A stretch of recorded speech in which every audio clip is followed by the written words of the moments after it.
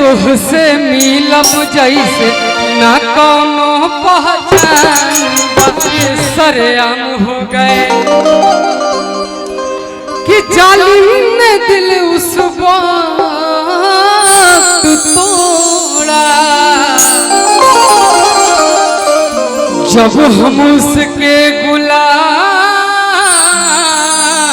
हो गए।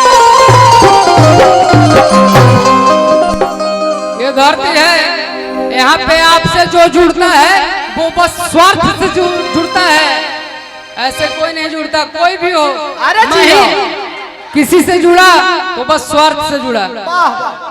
कल हो के तारा से स्वार्थ खत्म, बिक्कू खत्म, चाहे तू खत्म। हाँ, ये सब बात नहीं है। इसीलिए एगो गाना हम गाए हैं जेमेप से, और वैसे तुझसे मिलब जैसे और किन्ना कोनो पहचान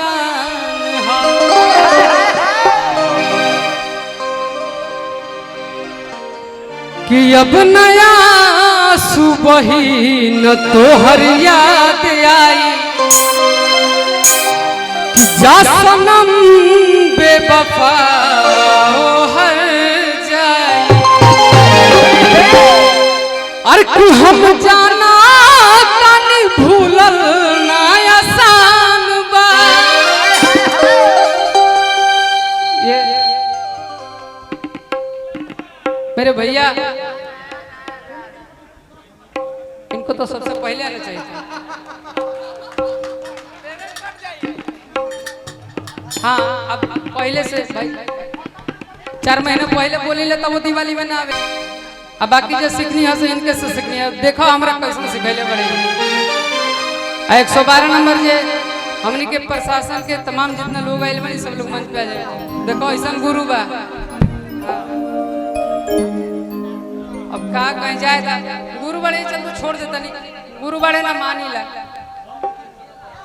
अरे कि हम जाना तनी भूलल ना आसान बा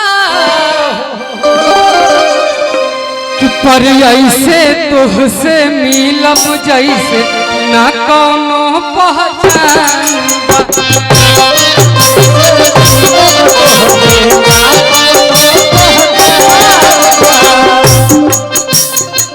बाप रे बाप।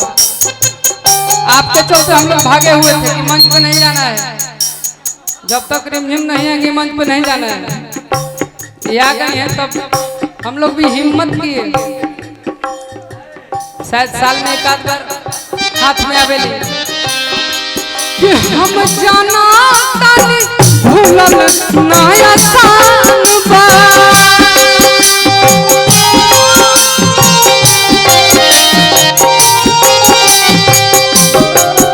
और ऐसे तुझसे मिलब जैसे ना कोनो पहचान बा।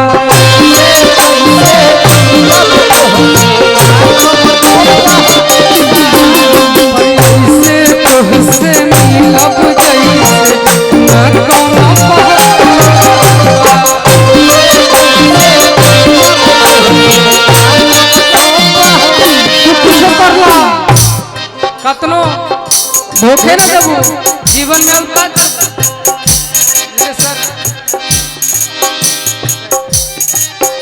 हेलो भैया, बढ़िया के सर है।